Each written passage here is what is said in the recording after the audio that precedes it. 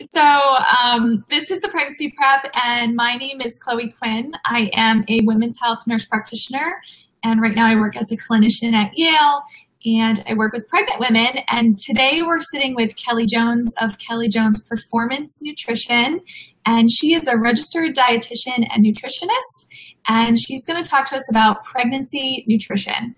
So if you want, reintroduce yourself, Kelly, and tell us a little bit about yourself.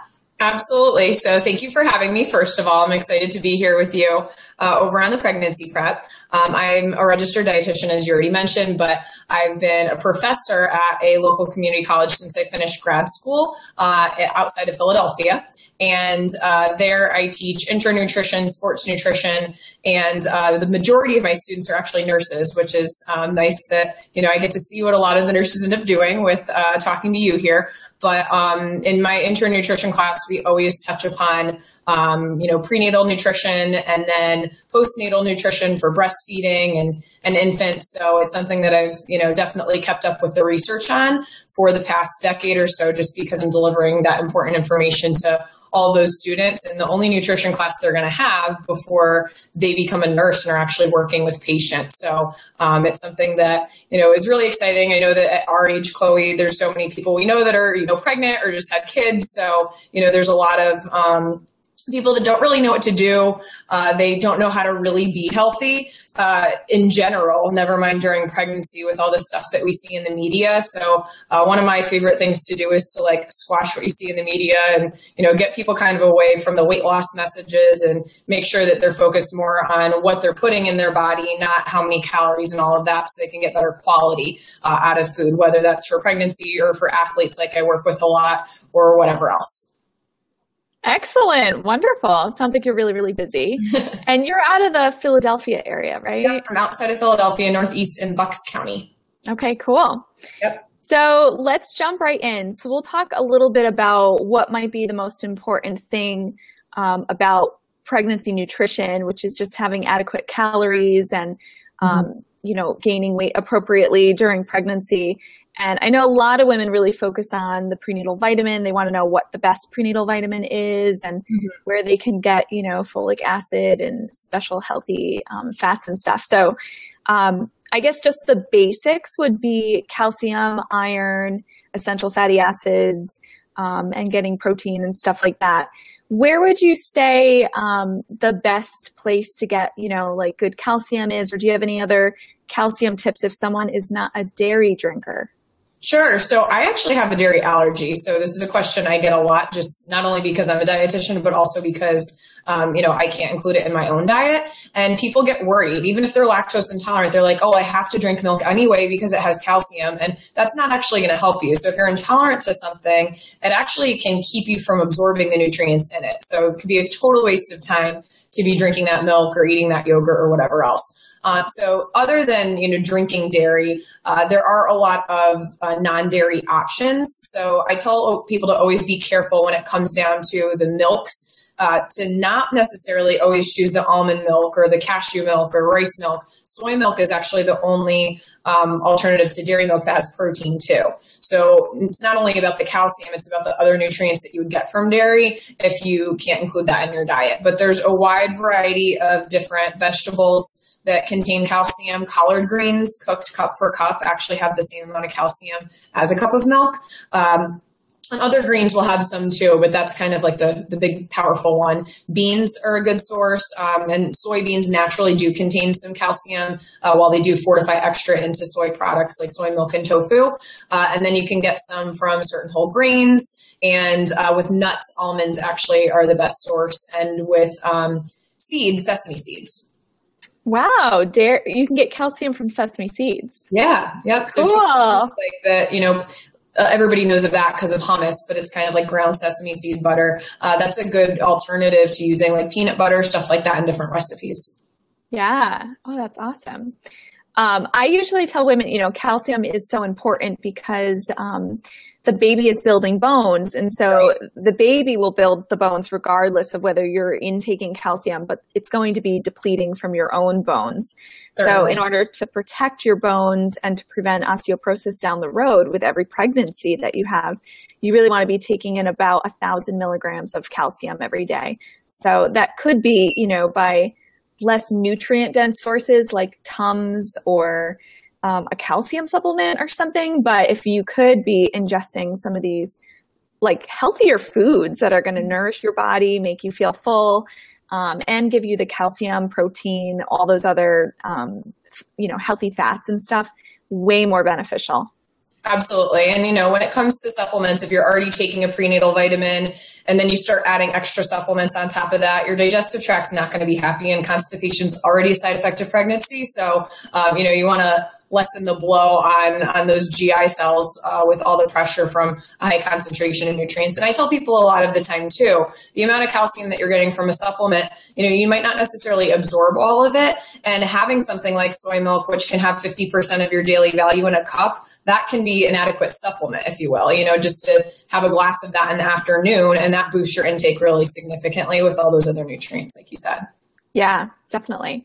So another essential building block would be iron. And I know you can get iron from a lot of different sources, mostly meat, but also from beans and things like that. If someone is low iron or they're becoming anemic in the third trimester, what would you recommend to kind of boost their iron naturally if they didn't want to take a supplement? Sure. And iron supplements are actually the supplement that would be most likely to cause constipation, which is already a side effect of pregnancy, like I said. And iron is a tough one. It's one that a lot of women don't eat enough of even without pregnancy. And our pre-pregnancy needs are 18 milligrams. It goes up to 27 during pregnancy. So it's definitely significant, and it is the third trimester where it shows up, but you need to start earlier to prevent that deficiency later on. So lentils are actually my favorite plant source of iron. A lot of people can tolerate lentils in terms of their digestion a lot easier than beans. So if beans would ever make you feel like gassy or bloated, lentils are a really good alternative, and they're a good way to swap out ground beef if you're trying to cut down on red meat consumption.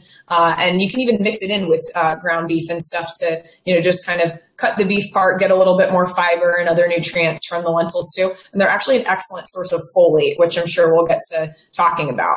A couple other tips for iron though, in addition to vegetables and things like cashews and stuff like that, vitamin C actually increases iron's absorption. So when you're eating iron-containing foods, it's not a bad idea to just squeeze some lemon juice in your water, or, make sure that you have a piece of fruit on the side, or even something like spinach contains both.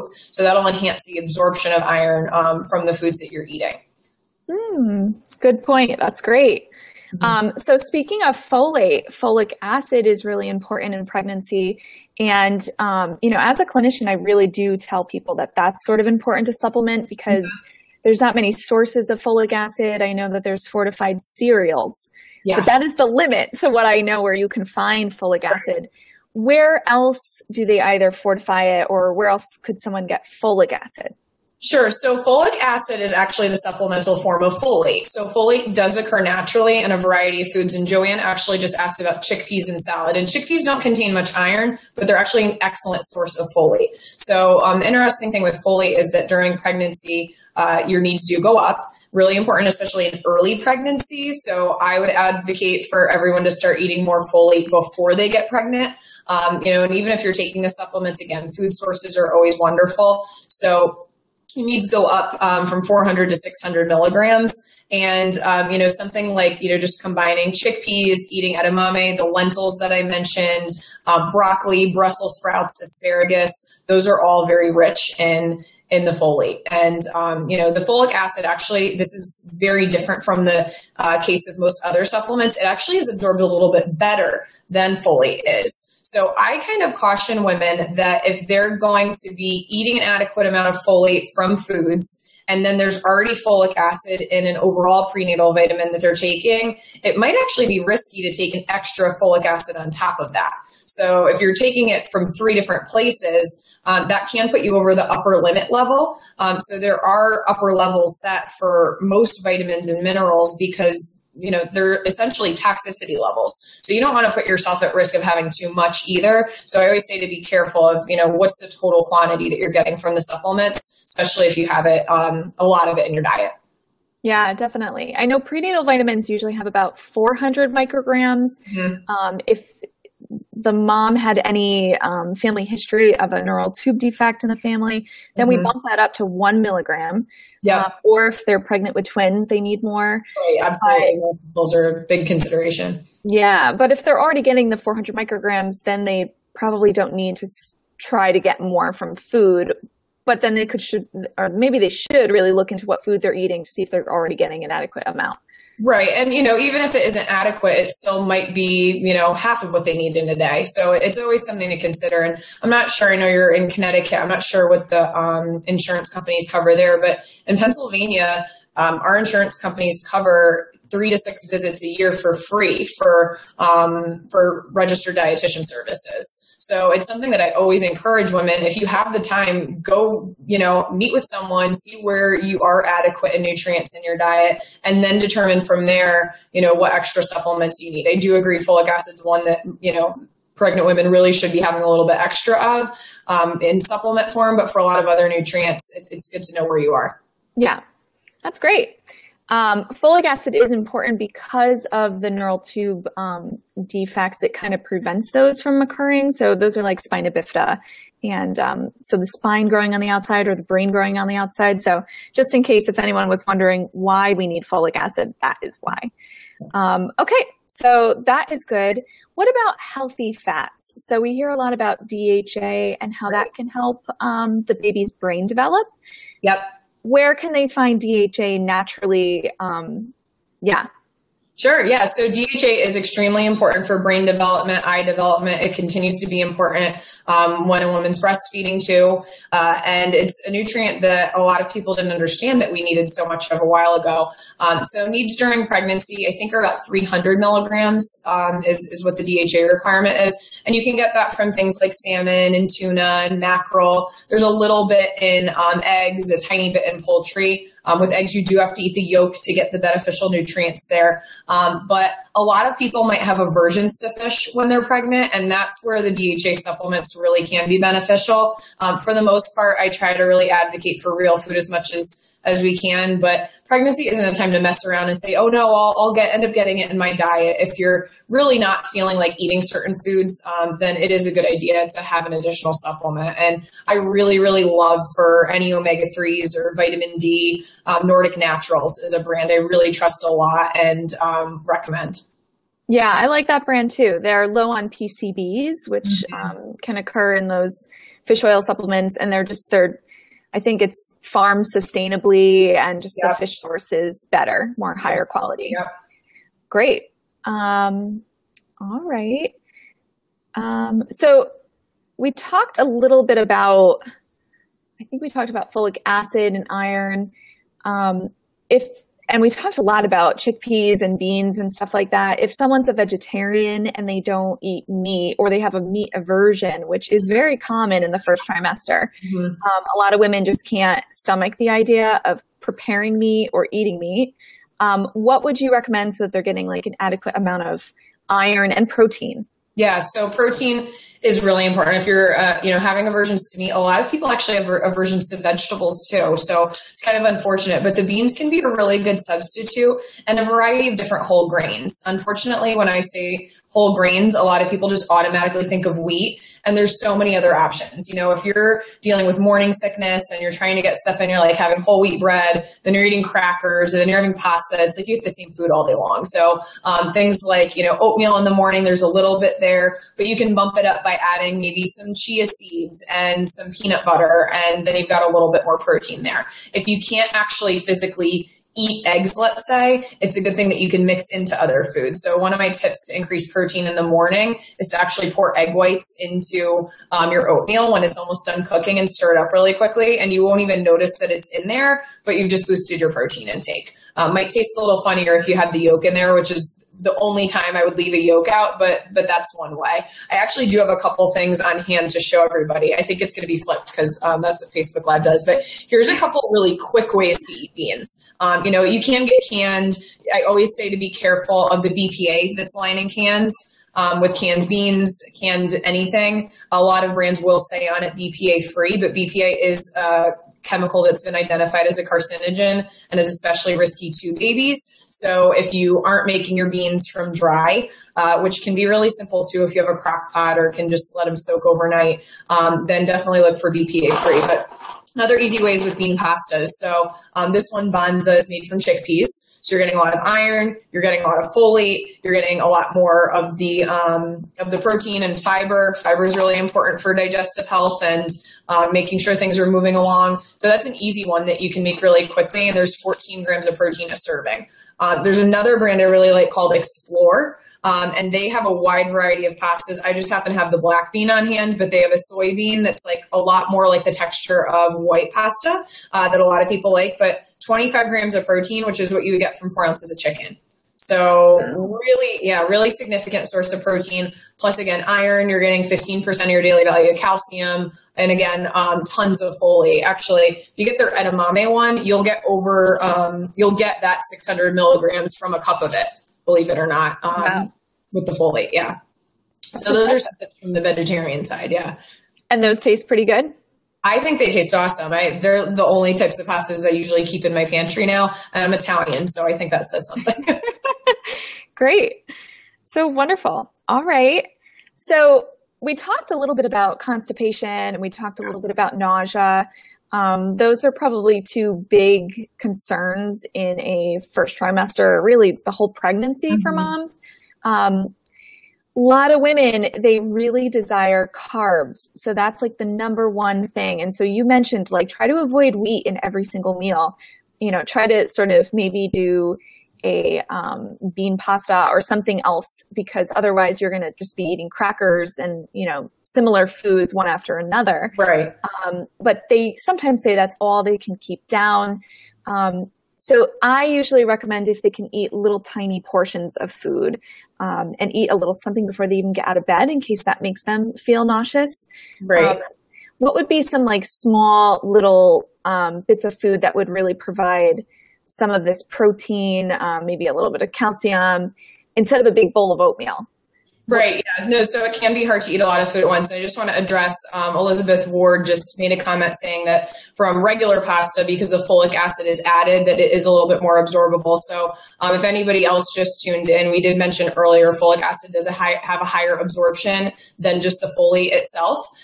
So that does mean that you could actually eat a little bit less of it and still get the benefits that you're getting from, per milligram of the actual folate that's contained in foods too. So it's good to get a nice combination there. But yeah, you mentioned, between morning sickness and constipation, you really want to focus on, making sure you can eat foods that you tolerate, that you don't overeat to get, sick. A lot of people are like, oh, I feel good right now, so now I'm going to have a big meal, and then they instantly feel sick again. And it's really hard when you actually feel hungry to, stop yourself from eating and, just sit and wait a while before that kind of hits you in the face. So it is a really good recommendation to maybe keep some whole grain crackers on your nightstand. And, while it's not a significant source of protein and fiber, there's a couple grams there. It's better than not getting any at all. And you can grab a couple before you get out of bed. Something like a cereal, like you already mentioned, that's low in sugar, add some fruit to it, and, whatever type of milk that you like, can be a little bit easier too. And then the milk adds protein to the cereal. And so like we were saying earlier, if you can't have the dairy milk, add in the soy milk instead of the other non-dairy milks, because they're lower in the protein. And then going throughout the day, building things is hard. A lot of people think at lunch, like, let me have a sandwich, but we don't recommend eating lunch meats during pregnancy. So, that's where it might be a good place to slide in an egg. Maybe you can tolerate it better in between a couple slices of bread than you can, when it's on its own. And, in that case, if you can't finish it, I'll just tell people to put it away, wait until later. It doesn't mean that you have to just pick at food all day long. You can still make a meal that you think that you like and just eat some of it and finish the rest later too. So definitely. Yeah. Yeah, and having maybe someone else prepare the food for you can be really helpful. Those smells. This is where your husband's gonna, or your partner's gonna really have to pick up the slack and maybe make some of the meals for a couple of months in the beginning until you can kind of stomach all the smells of food. But it will come back to you. If you don't have someone that can help you all the time and, you are on your own a little bit more, even something like a crock pot could be helpful as long as you can open up a few containers, throw all the stuff that you need in and walk away. Maybe leave a window open and don't walk into the kitchen for a while. Then once you come back, maybe you can tolerate it and, actually be able to eat it.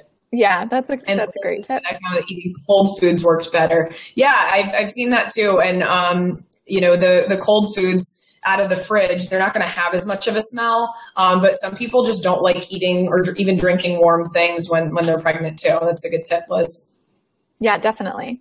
I usually recommend high dose B6.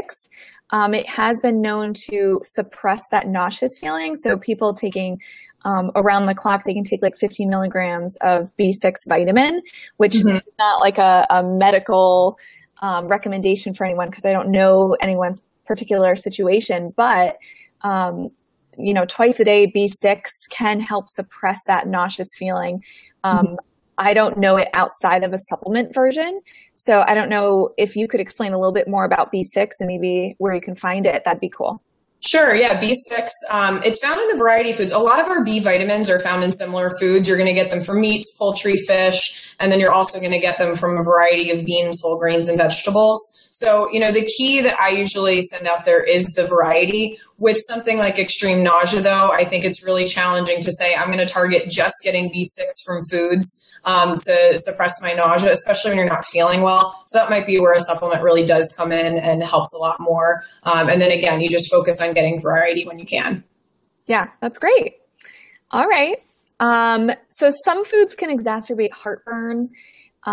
Is there any foods that people should avoid for heartburn? Any foods that would make heartburn feel better? I usually recommend Tums, but I know that they could maybe drink a glass of milk instead. What would be best for that?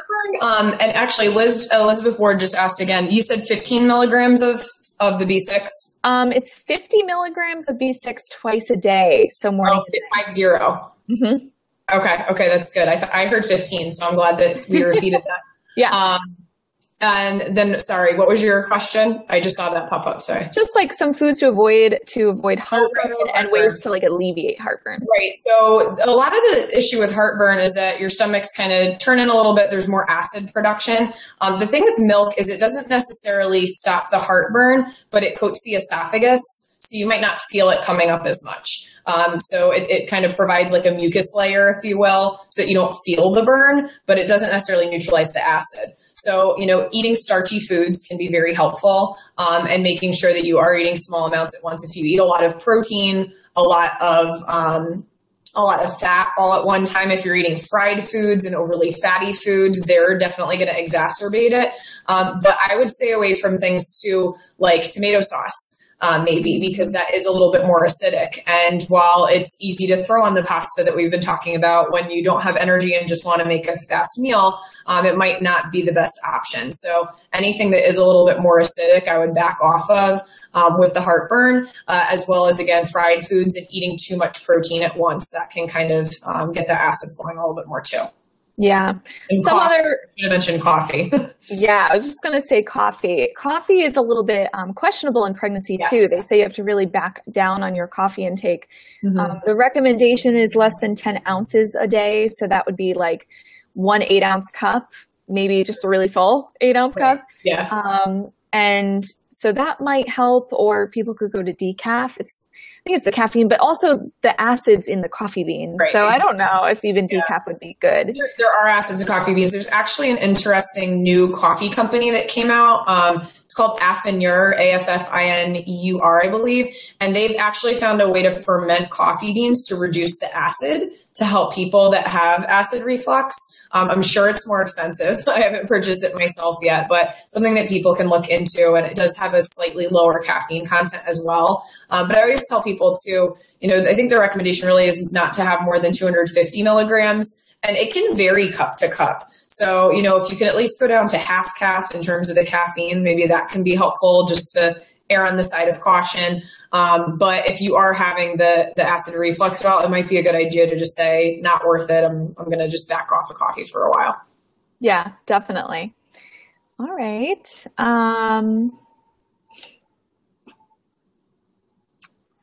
We've talked a lot about ways to reduce nausea, constipation, now heartburn. So that was really good. So I want to talk about optimal weight gain, which does depend on each person. Right. If someone has a healthy BMI, then optimal would be between 25 and 35 pounds in the course of the pregnancy. So that's like at the end of pregnancy. I usually do say we normally see about 10 pounds weight gain at 20 weeks, and then it's about a pound a week after that. Right. But if someone is overweight, then we want them to gain a little bit less. So that would be more like 15 to 25 pounds total.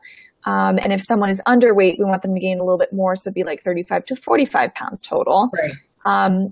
It's really hard to, everyone has cravings when they're pregnant. So it's really hard to sort of say no, you're not on a diet. You want your baby to have like all this adequate nutrition, but there's definitely foods that should be avoided. And I definitely think I'm pointing the finger at fried foods. But what other foods do you think women should avoid, like high intake, if they're trying not to gain too much weight in pregnancy? Right. And I think that, it's important to talk about why we don't want them to gain too much weight. There are risks for the baby later on. There's risks for the mother, especially if she gains too much too early, for things like gestational diabetes risk going up, preeclampsia risk going up, which can be really serious. So, it's about the baby's health, but also the mother's health, and, just avoiding any complications later on. So, people might say, oh, it's my one time to gain weight. Well, it's not just a party, you're growing a human. So it might be a really important time to focus on good nutrition. And I'm really big on trying to keep total sugar intake down. Or if you're going to have something that's sugary, make sure that it's after a meal, or that you're balancing it out with something else so that you're not seeing big blood sugar spikes and crashes. I really am a big believer that a lot of cravings, pregnant or not, are going to occur because your blood sugar is low. And that can happen if you've gone too long without eating, or if you've, just made the wrong food decision for breakfast. If you wake up and you're like, I'm just going to eat a donut, or I'm going to have, a pastry or a bagel, well, you're going to see blood sugar go up, come right back down. And then your body's like, oh my gosh, I need sugar. And with pregnancy, you're more likely to have those blood sugar dips. So I think that it's really important to have balance in your meals. And that can maybe help avoid some of those cravings, or at least minimize, I should say, your cravings for really, really sweet food. Okay, so if they're having some sort of sugar, do you think they should pair it with like a protein?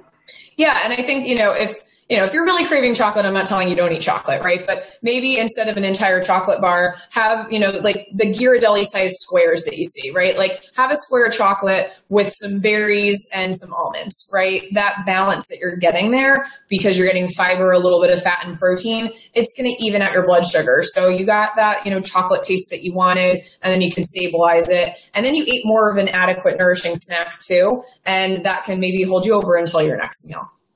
Great. Yeah, that's very good. Elizabeth has another question. What do you rather worry about? It's so hard to read questions and answer at the same time. And I can only see a little snippet of it, so I think you've got the whole thing over on your end. Yeah. It is. So Elizabeth just brought up a good point that it is really important to be of a healthy weight before conceiving. Right. The only problem is that like 50% of conceptions happen without planning. And so, this is America in 2017. So there are a lot of people that are overweight, and it is unfortunately becoming like a common occurrence that women are getting pregnant when they're already starting at overweight levels. Right. But yes, it would be fantastic if people could, get into a healthy lifestyle, even if they don't go to like a goal weight before they become pregnant. Just changing the way they eat food, the way they look at food and sort of see it more as like a way to nourish their body. Because once they're pregnant, they're going to start to kind of see it that way. Right. So yeah, so like empty calories and stuff like that, trying to just fuel your body with nutrient dense foods and trying to get to a healthy BMI or a healthy weight that would be, you could determine between your doctor and your nutritionist. That would be great. Right. Yeah, and that's where you do have to be really careful with BMI too, because there might be people in the overweight range that are actually really just muscular, and maybe they do still need to gain 25 to 35 pounds. So that is, really individualized. But in addition to nutrition, exercise is so important for the health outcomes for your pregnancy, it's associated with a shorter labor. And if you weren't active at all before your pregnancy, once you start, you have to be more careful because you're not supposed to increase activity too dramatically. So it's nice to get in a nice exercise routine before too. And that helps to, manage your weight, get it to where is natural for you. And then you can maintain that. I didn't know it would do that. And then you can maintain that activity as much as you can throughout. And that helps to manage your weight as well, in addition to trying to minimize cravings and whatnot. Yeah, great.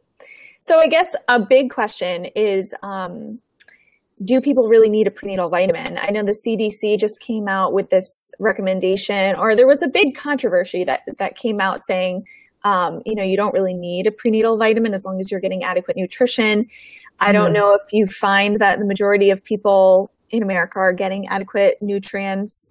Do you think women should maybe still be taking a prenatal vitamin if they're eating the way that we sort of have been talking, if they're eating well-balanced, rounded diet?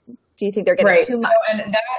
And that does get really individualized there. I think the majority of people probably should be taking that prenatal vitamin. I don't think that pregnancy is the time to say, oh, now I'm going to start eating healthy when you haven't for a good majority of your life. And there is, again, I mentioned this in the very beginning, a big disconnect between what a person actually thinks is healthy based on what they see in the media and what really is. So people think healthy is, cutting calories and not eating carbs and, minimizing things in their diet rather than adding more nutrient dense foods in. And that's where I think it's really risky to put out the statement that, if you eat healthy, then you don't need a prenatal. Well, a lot of people think they're healthy when they're not. And I think that that's the problem. The other issue is even if you have a really healthy and adequate diet before you become pregnant, if you're dealing with severe morning sickness, then you probably want to have a little bit of extra, nutritional boost coming in. So I think that it's, very individualized. If someone really is getting enough, then, great, maybe still take that folic acid supplement, consider maybe still taking the DHA, but they should meet with a dietitian, I think, before they make that decision on their own to say that they're getting enough nutrition to not take it at all. Yeah, I agree. I think that's very true. I think most people do need to take it, but if you really do have a good diet, then talk to a nutritionist and your doctor, medical provider to really determine if you could cut it out entirely. But the benefits are probably going to outweigh the risk of you taking too much calcium and stuff. Usually these prenatal vitamins also don't have 100% of anything. It's, I think it does have all of your iron, but it'll have 10% of your calcium intake and things like that. So yeah. And like Elizabeth just said, a regular multivitamin will do pretty much the same thing as the prenatal, if it's a women's multi anyway. And there are some that have lower doses of nutrients than others. I'm a really big fan of food-based supplements if you're going to take one. And a lot of people can't swallow the quote horse pills that are prescribed to them, by their OB that they, go pick up at the pharmacy. And especially if they're experiencing any sort of morning sickness or pregnancy related nausea, because it's not necessarily just the morning, then it can be really challenging to take those and not just throw them back up. So, Garden of Life, I think, is a really great brand that tries to use food-based nutrition that makes it a little bit easier in the digestive tract and might not, link to as much of that constipation too. Yeah. Another brand I know has many good reviews is Rainbow. Yeah. Yep. They're a good one too. Rainbow brand is pretty good. Okay. And the only thing we didn't mention is really foods that people should be avoiding, which would be, of course, alcohol. Yes. But they should also avoid fish that are high in mercury and deli meat. You did mention that they have to steam it or cook it. Raw foods. a big question I get all the time that is sort of nebulous, I don't know how to answer, is sushi. So do you think women should be avoiding sushi? Totally avoid any raw fish. I'm in camp, avoid the raw fish. If you like sushi, have a vegetarian sushi, right? Yeah. Or, the shrimp tempura if you really want, that's a little bit of something fried, but not anything over the top, if you really want to enjoy that. But I'm in camp, just avoid the raw fish. If you're going to have it, make sure that it's cooked adequately. And again, really watch that mercury. That's the thing too. Like salmon's a great source of omega-3. It's lower in mercury, whereas a lot of tunas are very, very high in mercury. So albacore and ahi, which is often used in sushi, it's not only going to be a food safety risk from a bacterial standpoint if it's undercooked, but there's also a lot of that mercury there. Yeah, definitely. Yep. So shrimp is safe. Salmon is safe. I think a can of tuna a week is safe. Light tuna is even better. Avoid the ahi tuna. And things like shark or swordfish, large fish that have been in the sea for longer absorb more mercury. So those are the ones you really want to avoid. Yeah. Seafood Watch is a good thing to Google that has a lot of information on mercury content and even sustainability of fish too. Great. That's a good, well, I'll put that link in the comments. All right. So where can people find you if they want to learn more about you or maybe even work with you? Sure. So my website is very simple, just kellyjonesnutrition.com. And I talked a lot about what I do as a professor earlier, but I also do work in private practice and have a business where I do some counseling. I speak to groups. So that's always an option too, group pregnancy, nutrition counseling and whatnot. Great. Excellent. We've got a couple more questions. So before you go, Joanne said that earlier in the session, you mentioned that most health plans offer visits to dietitians. She didn't realize that. How would, most OBs don't really talk about nutrition, so this is true. How would someone just go about finding a dietitian that would be covered under their plan? Would they call their insurance company, just make an appointment? Do they need a referral? So it depends on your plan, whether or not you need a referral. Some plans you can, just go and look up, especially, first of all, you should go to your portal or the website for your health insurance company, because they will have an area where you can search for providers and you should be able to drop down and find dietitian. It will be listed as dietitian rather than nutritionist, I believe. And when you find that, then it should list anybody that's local to you. And then from there, you can look up and, look at their website, research them and their specialties. But it will depend on your insurance plan, whether or not you can just book that appointment or if you have to get the referral from your primary care physician. Okay, great. Yeah. Elizabeth also mentioned that, she hopes that people don't shy away from eating fish, that it is more important even for pregnant and nursing women to be getting more fish than even the average adult. She's saying that 2 to 3 fish meals a week are important.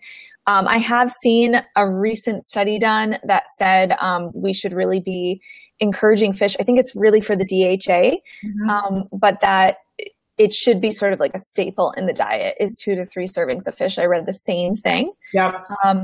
So other than salmon, do you have any other recommendations fish-wise? Yeah, so mackerel, you can have some of too. Herring, I believe. If you like them, you can eat some anchovies.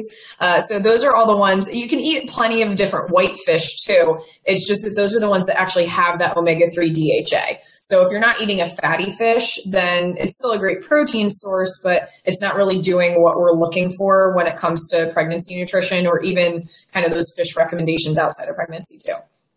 Great. Wonderful. Yeah. So if there's any other comments or questions, or if there's anything else you think we should maybe tell pregnant women out there. Yeah, there's actually one other nutrient that a lot of people don't even recognize as a nutrient because it was only recognized as such in 1998. And it'd be great for you to understand more of too if you haven't read much about it, but choline. So choline is actually a vitamin-like mineral that's been found to be extremely important for the same reasons as folate in a pregnancy for the spinal cord development and preventing those type of birth defects in, normal people or, non-pregnant people. I don't know why I said normal people. And anyone else, we need choline for muscle function, for brain function. So when it comes to choline sources, there aren't a ton in the diet, and I think that that's what makes it challenging. I think I saw a recent stat that said 90% of Americans don't eat enough of it. So, when we're looking at certain fish that we've been talking about, you can get some choline from them. Egg yolks are like the best place though. So if you can get more eggs in your diet, that's an excellent place to get them, because I think we need about 450 milligrams a day when pregnant, and then 550 when breastfeeding. So an egg's going to give you like 120. So that really boosts that intake of choline up significantly. Wow. So just repeat that one more time. How much do pregnant women need of choline? 450 milligrams, and then breastfeeding, it's 550. Wow. Yeah. That's a lot of eggs. Yeah. And again, so there's other places. Beans actually have some, like there's a little bit that you'll get from lentils.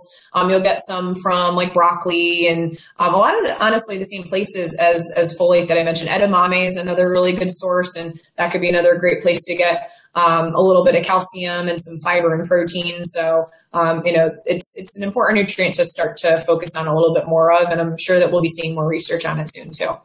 That's great.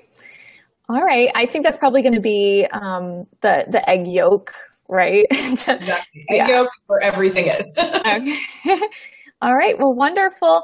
I never mentioned or asked, what are you drinking today? Right. So I made a little, when it's like a little bit not as cold as it was when we started, but I've got a little berry smoothie, and I used a yogurt. I mentioned earlier actually too, when I brought it over, that I do have a dairy allergy. So this is a really great dairy yogurt alternative, Kite Hill. They use almonds, so there's actually protein in there. There's another one called Forager. They use cashews, so there's protein there too. A lot of non-dairy yogurts have like no protein. You're getting coconut yogurt and something like that. It's like through the roof with sugar, no protein at all. So I like that a lot. And I just have mixed berries frozen in my freezer all the time, and added a little bit of mixed greens, and it gets a nice little purple color if you do the mixed greens. Yummy. I made a green smoothie off of your website. So yeah, so people can head over to, is it KellyJonesRD.com? Yes. KellyJonesNutrition.com. And if you sign up, there's a little space on the main page that if you type in your email, you'll get sent a free guide for smoothies and how to build a healthy smoothie, and a bunch of different recipes and stuff too. Excellent. Wonderful. And if anyone is pregnant and looking for more information, they can head over to thepregnancyprep.com. There's also a free guide on delivery there. But I think this has been super helpful in the nutrition aspect, and I think it's really important. I do put a big lesson piece on nutrition in the course, and I think that there's going to be stuff I need to add from this conversation. So that's wonderful. I'm glad that I could be helpful, and it's been fun joining you. And I think it's great what you're doing, because I know that women can have a lot of anxiety when they get pregnant or even right before. So, having some guidance with your course or even working with you could be so helpful. Thank you. Thank you. So it's great to talk to you. We'll have to link up in the future again. Absolutely. Thanks. Bye, everyone. Bye, everybody. Thanks for tuning in. Bye.